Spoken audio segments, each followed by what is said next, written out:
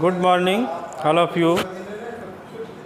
आइए हम लोग उसके आगे कल पढ़े थे उसके आगे कंटिन्यू करते हैं फिज़िक्स के बारे में।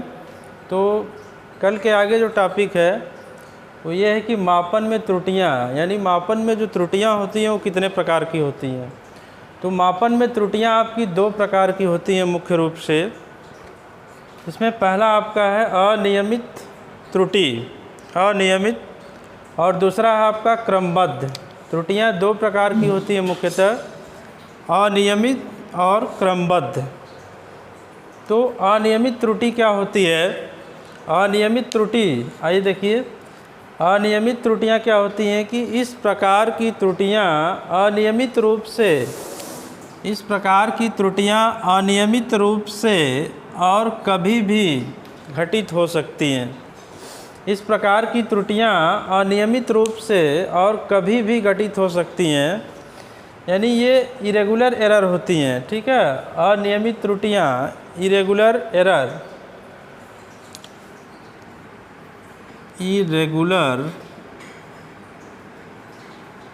एरर, और इसको बोलते हैं सिस्टमेटिक, सिस्टमेटिक एरर। तो जो इरेगुलर एरर होती है वो कभी भी कहीं भी घटित हो सकती है अनियमित रूप से। तो इसको हम क्या बोलते हैं? अनियमित त्रुटियां। इसका कारण क्या होता है? इसका कारण जो है, देखिए इसका कारण क्या होता है। इसका कारण निम्न है। नंबर एक, तापमान का अचानक बढ़ जाना। जैसे तापमान कभी कभी बढ़ जाता है या घट जाता है, उसके कारण भी इरेगुलर एरर होती है, अनियमित। या दूसरा रीज़न ये है कि वोल्टेज का कम या ज़्यादा हो जाना। कभी कभी वोल्टेज ज़्यादा या कम हो जाता है, इसकी वजह से भी इरेगुलर एरर उत्पन्न होती है। तीसरा रीज़न इसका ये है कि कंपन जिससे आप माप रहे हैं, मापन ले रहे हैं, उसमें कंपन, वाइब्रेशन की वजह से भी इरेगुलर एरर पैदा होती है। ठीक है। अब ये दूसरा आपका क्या है? सिस्टमेटिक। दूसरा आपका क्रमबद्ध त्रुटियां, सिस्टमेटिक एरर। तो सिस्टमेटिक एरर क्या होता है, ज़रा ये देखिए। सिस्टमेटिक एरर आपका क्या होता है? इस प्रकार की त्रुटि धनात्मक या ऋणात्मक दोनों होती है। यानी जो सिस्टमेटिक एरर होती है ये पॉजिटिव भी हो सकती है, नेगेटिव भी हो सकती है, और यह एक दिशी होती है, यानी वन डायरेक्शन, वन वे होती है। और यह निम्न प्रकार की होती है।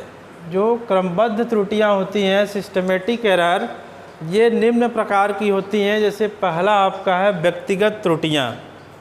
व्यक्तिगत, देखिए व्यक्तिगत त्रुटियां जो होती हैं वो किसी व्यक्ति विशेष के कारण उत्पन्न होती हैं। जैसे हम अगर किसी भी मेजरमेंट या कोई भी मापन ले रहे हैं तो हमारी गलती से, यानी हमारी गलती से जो भी त्रुटि उत्पन्न होती है उसको हम क्या कहते हैं? व्यक्तिगत त्रुटि। जैसा अभी आपने लिखा है कि इस प्रकार की त्रुटि व्यक्ति विशेष की लापरवाही के कारण उत्पन्न होती है। व्यक्ति विशेष की लापरवाही के कारण उत्पन्न होती है, तो इसको हम व्यक्तिगत त्रुटि कहते हैं। ठीक है। यहाँ जैसे वर्नियर कैलिपर्स द्वारा मापते समय शून्यांक त्रुटि को ध्यान में रखना। जैसे जब हम वर्नियर से कोई भी मेजरमेंट लेते हैं तो हम शून्यांक त्रुटि को ध्यान में नहीं रखते हैं, जिसके कारण एरर उत्पन्न होती है। ठीक है। तो इस प्रकार की जो एरर होती है वो व्यक्तिगत त्रुटि होती है। धन्यवाद। आइए देखिए उसी के आगे हम लोग पढ़ते हैं। दो पढ़ चुके थे, व्यक्तिगत त्रुटियां। अब तीसरा हम पढ़ेंगे बी वाला, मापन यंत्र से संबंधित त्रुटियां। मापन यंत्र से संबंधित त्रुटियां, मापन यंत्र से संबंधित त्रुटियां। ठीक है। तो ये इस प्रकार की त्रुटियां, मापन यंत्र से संबंधित जो त्रुटियां होती हैं, इस प्रकार की त्रुटियां मापन यंत्र की खराबी, इस प्रकार की त्रुटियां मापन यंत्र की खराबी के कारण उत्पन्न होती हैं। जैसे अगर कोई भी यंत्र खराब हो गया तो वह गलत रीडिंग देगा, इसके कारण जो भी त्रुटि उत्पन्न होगी वह आपकी क्या होगी? मापन यंत्र से संबंधित त्रुटि होगी। ठीक है। अच्छा, इस प्रकार की त्रुटियों को नियंत्रित करने के लिए, इस प्रकार की त्रुटियों को नियंत्रित करने के लिए मापन यंत्र को, यानी हम जिससे भी रीडिंग ले रहे हैं उसको समय समय पर चेक करना चाहिए, समय समय पर चेक करना चाहिए कि आखिर ये यंत्र क्यों गलत रीडिंग दे रहा है। इस प्रकार की त्रुटियों को नियंत्रित करने के लिए मापन यंत्र की समय समय पर जांच करते रहना चाहिए।